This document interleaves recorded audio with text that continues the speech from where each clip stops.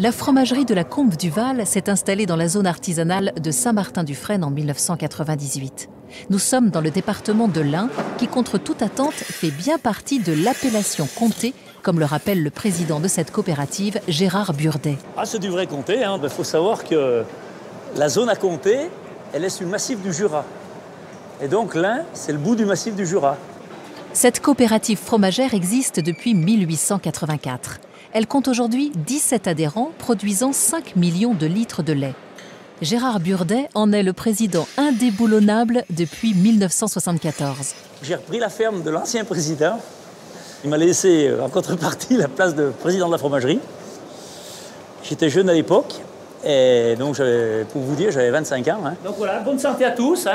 Et donc à votre fromagerie. Voilà. Il faut dire que Gérard fait bien le job et que personne ne se bouscule pour assumer la responsabilité.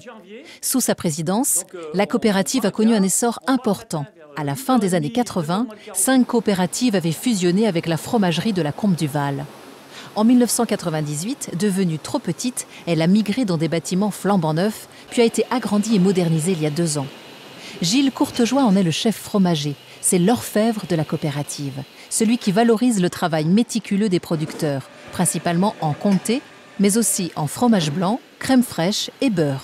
Pour la réussite d'un comté, donc ça commence du producteur, ensuite la qualité du travail du fromager et la qualité de l'affinage. C'est toutes les compétences qui sont mises ensemble pour réussir à avoir un bon produit. Ah, ils sont bien. Ça doit avoir une bonne pâte. En 2010, les adhérents décident d'investir 1 600 000 € dans des caves d'affinage ultramodernes. Jusqu'à présent, la production partait en blanc, c'est-à-dire qu'elle était vendue aux affineurs. L'intensité du goût est là. Ah ouais, là, le goût est vraiment dedans. Aujourd'hui, Gérard, le robot, assure le travail. Il bichonne patiemment les 2000 meules de comté qui vieillissent sur les étagères pendant 6, 12 ou 18 mois. Ça demande un gros effort de trésorerie. Il faut savoir qu'on a à peu près 2000 fromages en stock, qui pèsent à peu près 38 kilos. Donc vous faites l'opération, la trésorerie, elle est épaisse, quoi. Disons que tout notre fonds de trésorerie, il est là-dedans. C'est un peu notre magot, là. Pour écouler ce magot, une boutique attenante à la fromagerie a été ouverte. Mais pour attirer le chaland, l'offre est beaucoup plus large.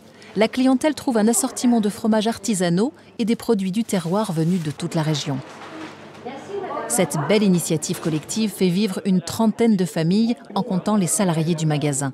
Une véritable réussite quand on sait que la plupart des coopératives fromagères du département ont disparu. On nous avait promis il y a une vingtaine d'années, on n'était plus capable de rester, quoi. On était pas effacé de la carte, mais presque. On nous avait dit que c'était même pas la peine de...